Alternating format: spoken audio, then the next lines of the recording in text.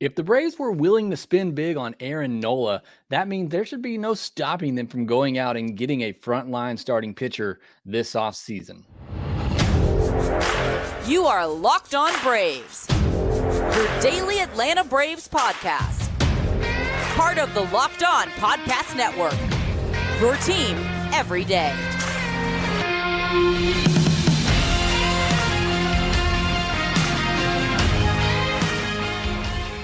Hey, and welcome back to Locked On Braves, part of Locked On Sports Atlanta, where we cover your favorite Atlanta sports teams each and every day. I am your host, Jake Mastriani. You can follow me on social media at ShortstopBall. Also, make sure you check out my written work over at BravesToday.com. I have a corresponding piece about Yamamoto up on BravesToday.com. If you want to go check that out, I'll be talking about that on this episode as well.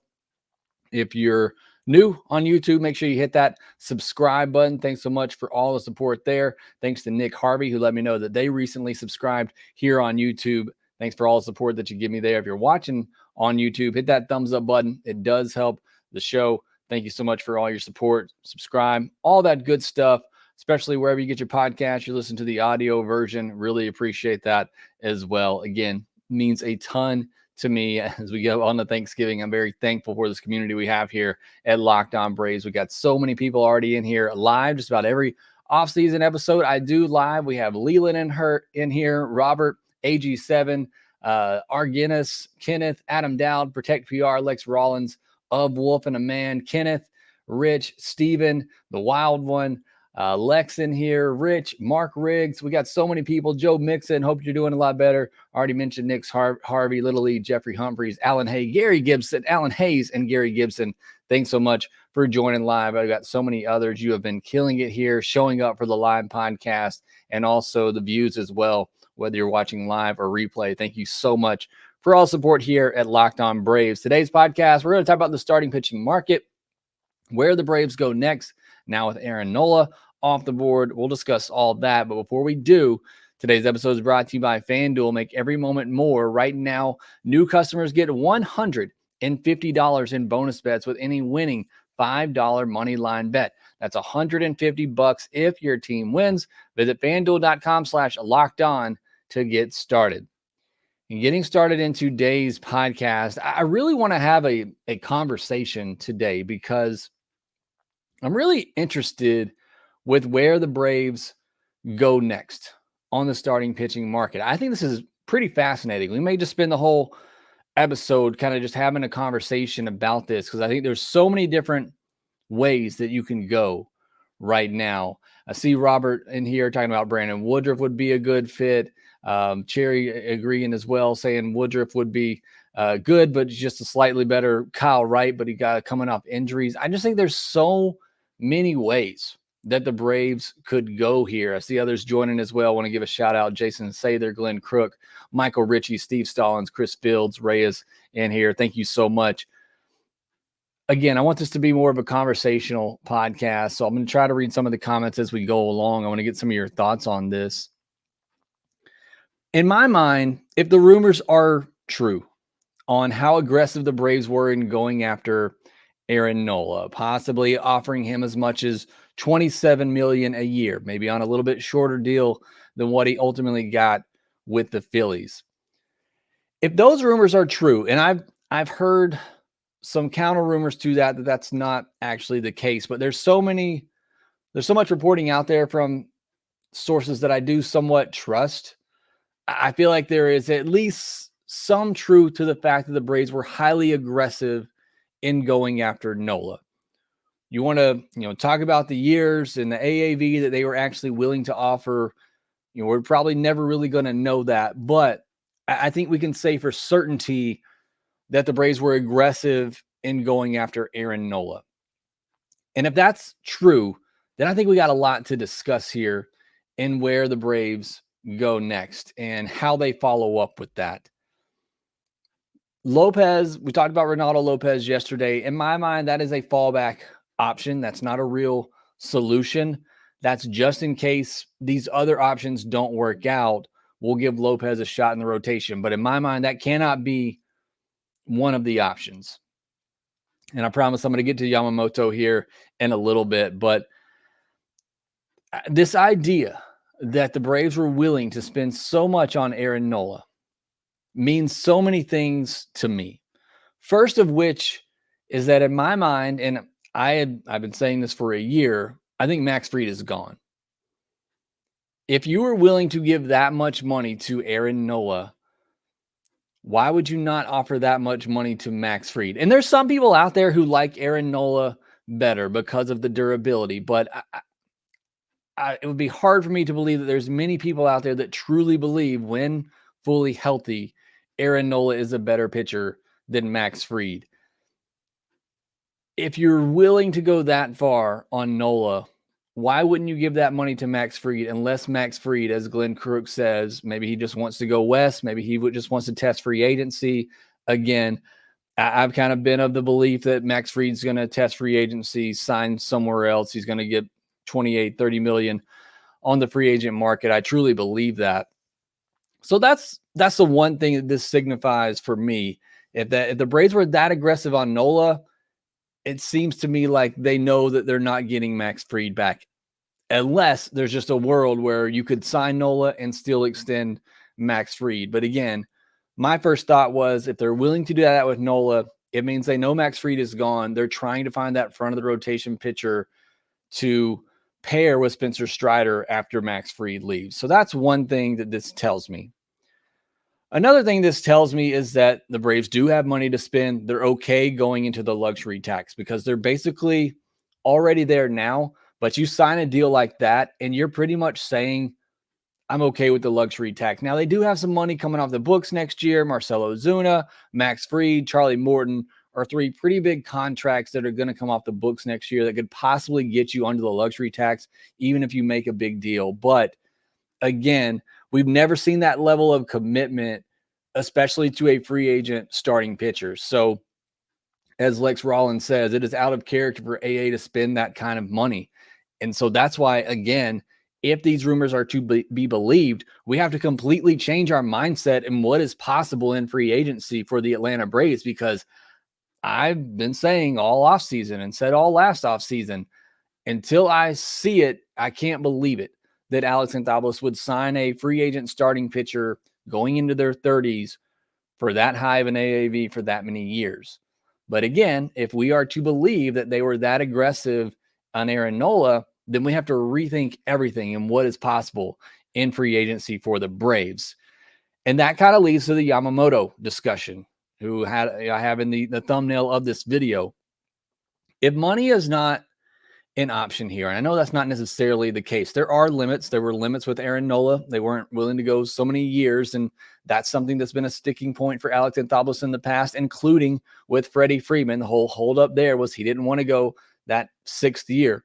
So length of a contract has been a holdup for Alex Anthopoulos in the past, but it's different when we're talking about Yamamoto because he is only 25 years old. So you should feel more comfortable giving him 6, 7, 8, maybe 9 years. There will be trade rumors predicting 9 years for Yamamoto in free agency. This seems like the perfect fit for Alex Anthopoulos and the Braves. If you're looking to get that front of the rotation arm, which many people project he will be, you should feel more comfortable giving a 25-year-old a 7, 8, 9-year deal like Yamamoto compared to some of these other guys, even like an Aaron Nola, who's going into his 30s, even a Sonny Gray, who's going into his mid-30s, even though that would be a shorter-term deal, even a Blake Snell, who's in his 30s and had some ups and downs. It feels like Yamamoto is more of a safer sign for the Braves. Now, there is the question marks, as there always is with international players. How is that going to translate? But you look at the numbers for Yamamoto, and they are just otherworldly. 7 years in the NPB, a 1.82 ERA, a 0.935 whip, a 2.1 walk per nine, a 9.3 K per nine. This past season, he had a 1.21 ERA, a 0.884 whip, 1.5 walk per nine, and 9.3 K per nine.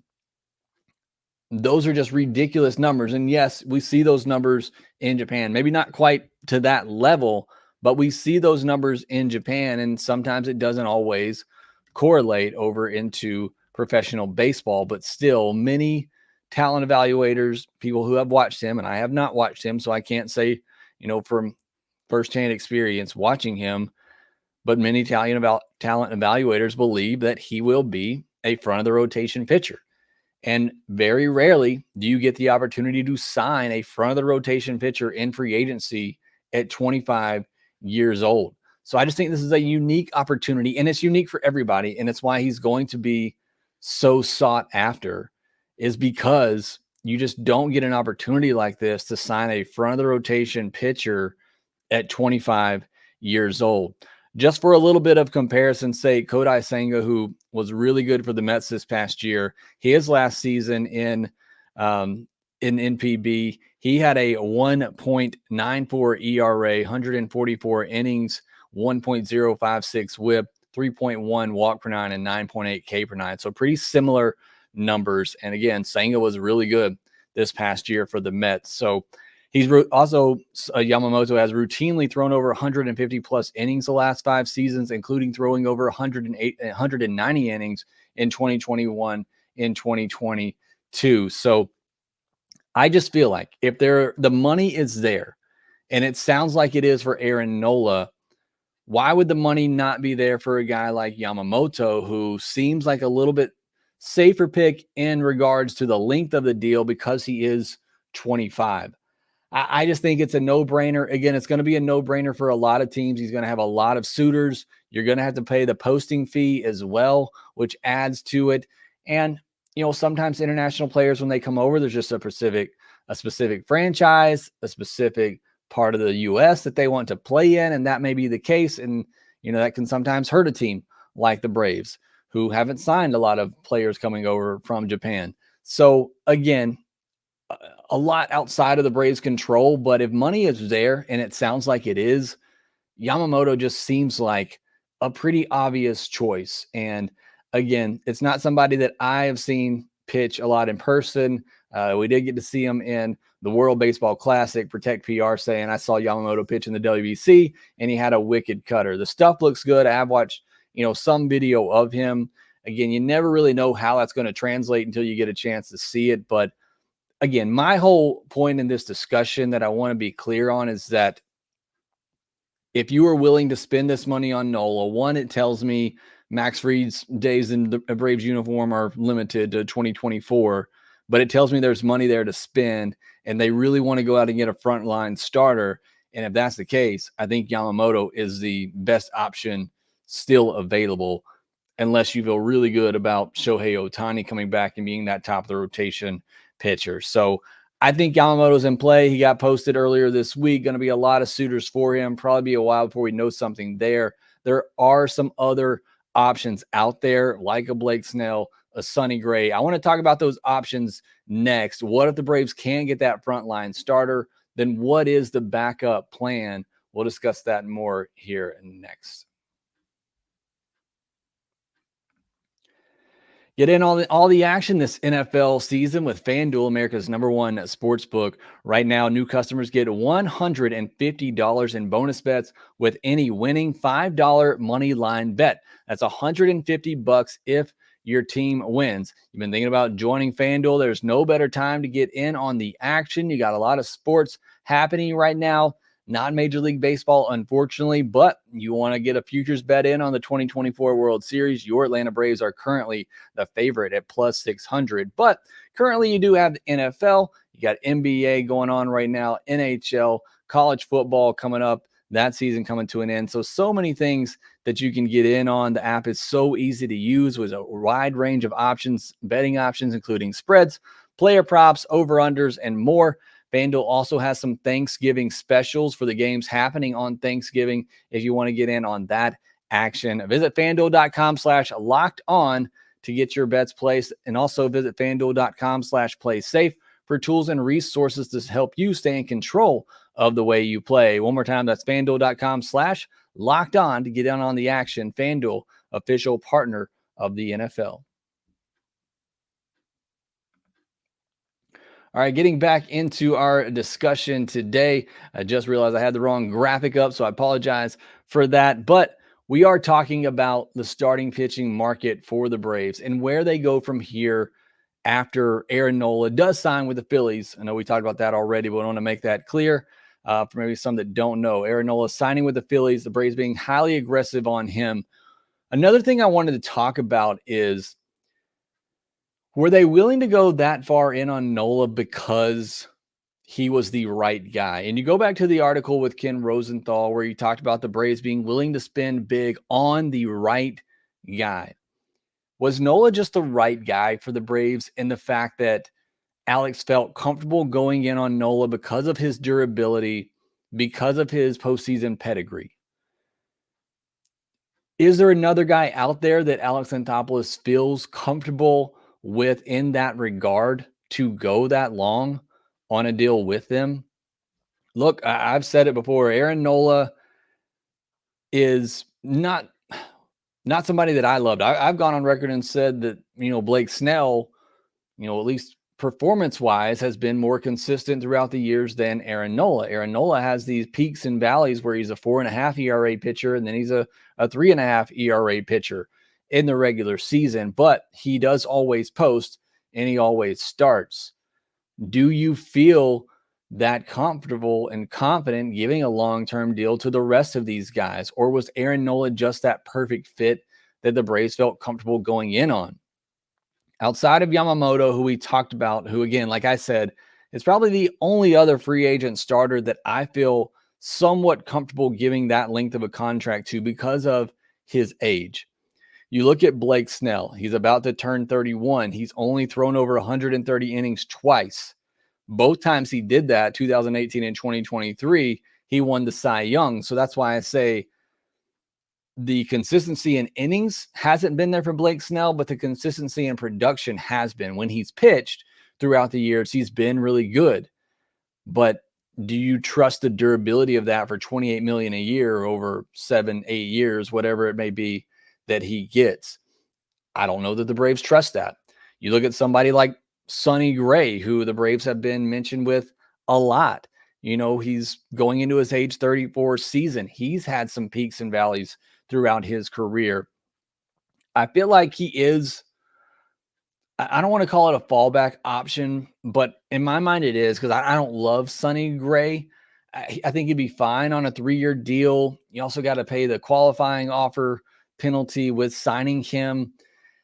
It wouldn't be my first choice. And to me, he's a mid-rotation starter, maybe has a little bit of number 2 upside in him, but all pitchers come with injury risk, but he's had some durability issues. And again, he's had some peaks and valleys throughout his career production wise. So I don't love Sonny Gray. I feel like it's somewhat of I want to call it a safe option, but somebody you can get on a 2-3 year deal. I want to go back to the Yamamoto discussion for just a second. There's one thing I forgot to mention, is that because he's coming over at 25, if there's an opportunity to give him a 9-year deal, for a $25 million AAV, whatever it may be, and you give him the opportunity for an opt-out after that 4th or 5th year, if he wants that, I'd be all willing to do that. If he wants to hit the market again, going into his 30s, I would give him that opt-out if I'm the Braves. I think that would be a fantastic move because the Braves window is the next 4, 5, 6 years. So that's another reason why I just think Yamamoto lines up perfectly for the Braves. And there's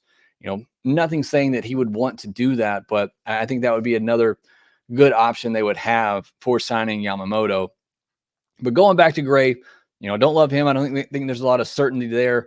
Jordan Montgomery, haven't heard much noise around him this offseason, but he's about to turn 31. He's coming off a career year just like Sonny Gray that I don't know he can replicate. He has thrown 157 or more innings the last 3 seasons, topping out at 188.2 last year. He feels like a guy that is going to be durable, maybe a Lance Lynn type, before Lance Lynn kind of fell off a cliff here at the end. I feel like that's what Jordan Montgomery can be. But again, it's not somebody that moves the needle for me. You got Shota Imanaga, also coming over from Japan. He's kind of the light version of Yamamoto, but 5 years older, projected to be a number 3 or 4 starter. Eduardo Rodriguez, he's turning 31. He threw 200 innings in 2019, didn't pitch in 2020, and then 157 and 2/3 innings, 91 innings, and 152 and 2/3 innings over the last 3 years with a 4.04 ERA, a 1.286 WHIP, 2.1 walk per nine, and a K per nine of 9. So again, there's just this tier to me in free agency that I just don't fully trust. I don't trust Blake Snell's durability. I don't trust Sonny Gray coming off a career year we probably won't see again, going into his mid-30s. I don't fully trust Jordan Montgomery coming off a career year and all the attention that he has right now from a good playoff performance as well for the money that he's about to get. Would I like Jordan Montgomery? Yes, I would. But again, I think he's going to get more than he's probably worth, what that is free agency. That's how it goes. So point is, I don't feel fully comfortable and confident in this next group of free agent starting pitchers right here. And again, going back to where we started, if the Braves were really in on Aaron Nola because they love the durability, they knew they were going to get 180 innings, and they like what he's done in the postseason, can you say that about any of these other free agent starting pitchers? I don't know that you can. I don't think that you can. Like I said, maybe Jordan Montgomery is a guy you feel like can give you that durability over 162, and he's coming off a really good postseason, but his stuff isn't typically, a dominant postseason type of pitcher. So again, I just don't love this second group of free agents here. There are trade options that you could explore. Corbin Burns, Freddie Peralta, Tyler Glasnow, Dylan Cease, Shane Bieber. At least in the, Glasnow, Cease, Burns, even Peralta, those are guys in my mind who are top of the rotation pitchers. You're going to have to give up prospects, and you're going to have to pay them a little bit. Burns and Glasnow are, impending free agents. So again, there's that risk that's involved as well. But those are the, if you're looking for top of the rotation pitching, I think those are the options. Maybe there's some other trade options we haven't explored quite yet. But in my mind, it's, Nola's gone. It's Ohtani. If you feel like he's coming back healthy in 2025 and can pitch, and then it's Yamamoto. And then it's trade options like Cease, like Burns, Peralta, Glasnow. I don't consider really Bieber even being in that upper tier either. That's what you're looking at for top of the rotation pitchers. And if you're not, and Lindsey Crosby over at bravestoday.com and also does Locked On MLB Prospects had a good kind of follow-up article to the one I wrote on Yamamoto. If you're not going to get one of these guys, if you're not going to get one of these top of the rotation guys, then just go out and get a couple of these 3-4 starters. And just get a couple of these guys to get you through 162. Hope that something hits for the postseason. There is another tier after those starters I just talked about. Seth Lugo, Lucas Giolito, Marcus Stroman, Jack Flaherty, Michael Wacha, Kenta Maeda, Mike Clevenger, Michael Lorenzen, Sean Manaea, Tyler Mahle, and Brandon Woodruff, who we discussed, who are options more for 2025 than 2024, and Frankie Montas. So there is another group there. Take a shot on a couple of those guys. I like Tyler Mahle and Brandon Woodruff. Maybe you get something at the back half of 2024 that becomes a spark for you later in the year. If not, then you got them for 2025 once Fried is gone. So there's a lot of ways the Braves can go, and that's why I say I think this is an interesting discussion to have in terms of where do the Braves go. And I think in my mind, if the money is there, the only other real free agent option that I think you can feel somewhat comfortable about, like you did for an Aaron Nola, is Yamamoto, mainly because of the age that he is at, that you would feel comfortable giving him that length. I would not feel comfortable giving a 7-year, 8-year deal to Blake Snell, whatever it may be. You want to give a 3-year deal to Sonny Gray, yes, and I think that's why a lot of people have him linked to the Braves, is because of the short-term aspect of that deal. But even that, I just don't think that's foil-proof. I think there are certainly some risk in there, as there are always risk in signing starting pitchers. So again, for me, if you can't get Yamamoto, I would look for the trade market. I would go after a Corbin Burns, a Tyler Glass now, even though that $25 million price tag for 1 year is pretty steep, or Dylan Cease, who I talked about in my ideal offseason, is a guy that I would go after because you're getting that extra year of control.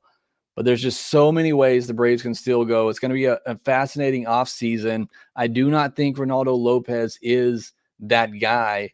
I think there's got to be more coming for this Braves team. I think Lopez is just kind of a fallback option.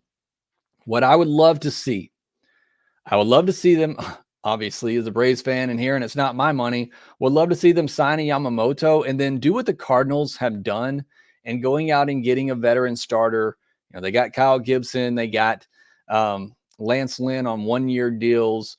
I've been saying for a while, go give me Luis Severino on a 1-year deal for $8 or $10 million. See if he can find the magic, because when he was healthy and good, he was a top of the rotation pitcher.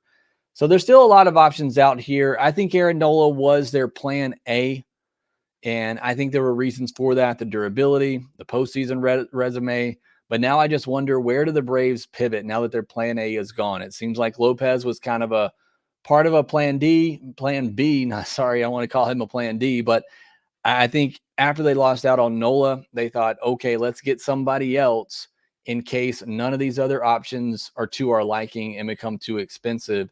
Lopez kind of a fallback option. I'm still question whether or not he's really going to go into the rotation. Spencer Chatran said, what about Shane Bieber? I talked about him. I don't think he's a top of the rotation pitcher at this point. I think he's more of a mid of the rotation starter.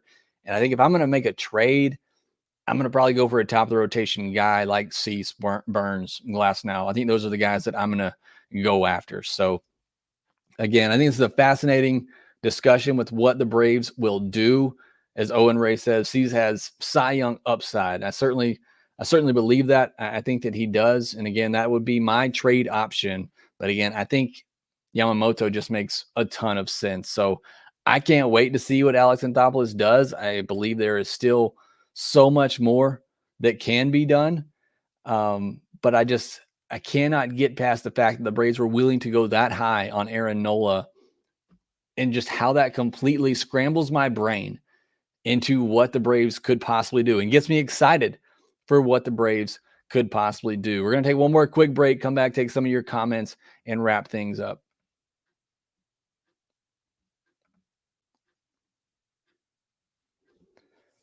Getting back into this starting pitching discussion, as Chris Kaysen says, it is absolutely hard trying to figure out what AA is doing.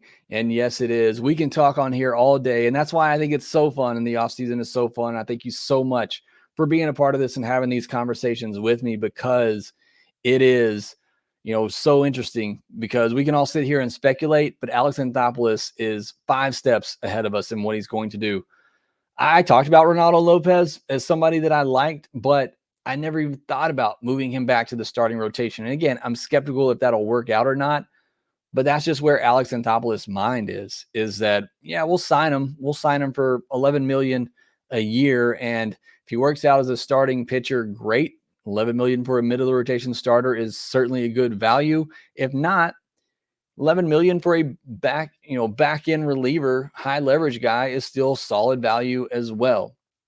So yes, trying to figure out what Alex Anthopoulos is going to do is what makes this offseason so fun. There's so many roster spots open. And now that we know they're willing to spend big on pitching, again, it just completely changes the thought process on what the Braves are willing to do. Leland Hurt asks, what are your podcast plans for the remainder of the week? Good question. Haven't quite decided on what we're going to do Wednesday. Probably will not have a podcast on Thursday unless something happens. And then Friday we'll have our mailbag episode. We'll probably just continue this offseason conversation and where the Braves do go next on Wednesday. But again, probably will not have a podcast on Thursday unless something breaks. And then we'll have our traditional mailbag episode on Friday.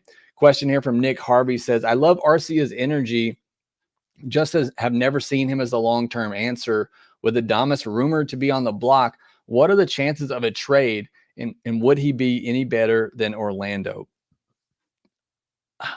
I love Willy Adames. I covered the Brewers when they traded for Willy Adames, and he is a spark plug of energy. in that clubhouse. Now, Arcia is too, and it seems like, up until that postseason series, he was a great clubhouse guy, and I still think he is. I'm not taking away, not what he did in the postseason and the antics and all that with the fans. I'm not trying to let that, brush past how great of a teammate he has been and how great of a guy he is in the clubhouse. But I do think Willy Adames can bring that same level of energy. He wants to compete. He wants to win. He's very solid defensively and has some home run power. He has more power than Arcia, but probably a little bit less average. And I like the defense. I think it's slightly better than Arcia's. I don't have the defensive metrics right in front of me, but just what I remember from watching Adames and watching Arcia, I would say Adames's defense is a little bit better and a little bit more power, but probably a little bit less average. So it would be solid. I don't know if it's an upgrade enough over Arcia, depending on what you'd have to give up in that deal. And that's probably what we'll talk about tomorrow. We'll explore some more of these trade options for the Braves this offseason. Justin Adams, would Snell sign a lower AAV with inning incentives?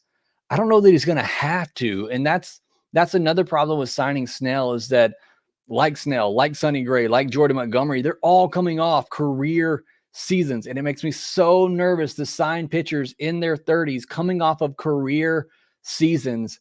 He doesn't have to sign a deal with incentives. He just won the NL Cy Young. Now, teams are smarter than that now. They can look at the expected ERA and know he's not going to be a sub-3 ERA pitcher, maybe ever again in his career. But still, somebody's going to be willing to give him big money, big years just because of that. So I still think he's going to get a big deal, whether it's incentive laden or not. AG7, which are the more willing to pay, top prospects for rental, 30 million posting fee, or the qualifying offer penalties? Probably the posting fee. I mean, that's just money and it's not my money. So I would say the posting fee. The qualifying offer penalties, for a farm system that the Braves have, I think it hurts them a little bit more. The prospects, they don't have a lot of top prospects. If you can make any trade without giving up Hurston Waldrop for AJ Smith-Shawver, that's a huge win for the Braves. So again, it's not my money. So the $30 million posting fee is the easy answer for me in terms of what I'm willing to do of those three options. Of Wolf and Man, are the Braves trading for or signing a free agent next? And if we trade, who are we giving up? I'd hate to give up AJ Smith-Shawver. I think it's going to be a free agent signing next. I don't think we've gotten to the trade part of the offseason yet. I think we'll still wait to see how the free agent market develops before we start getting into some trade discussion. So I think the next move for the Braves will be some sort of free agent signing, whether that's signing one of the top starting pitchers or getting just a depth guy. I still think they're going to sign 2 more starters. Again, I do not believe Lopez is the answer for one of those rotation spots. I think he's just kind of a fallback in case some of these other options don't work out. All right, that will do it for this episode of Locked On Braves. Thanks so much. We're almost up to 300 people in here live watching. Thank you so much for all the support, whether you're here live or watching the replay. I really do appreciate it. Make sure you subscribe to Locked On Braves on YouTube. Hit that like button on this video if you made it to the end. Thank you so much.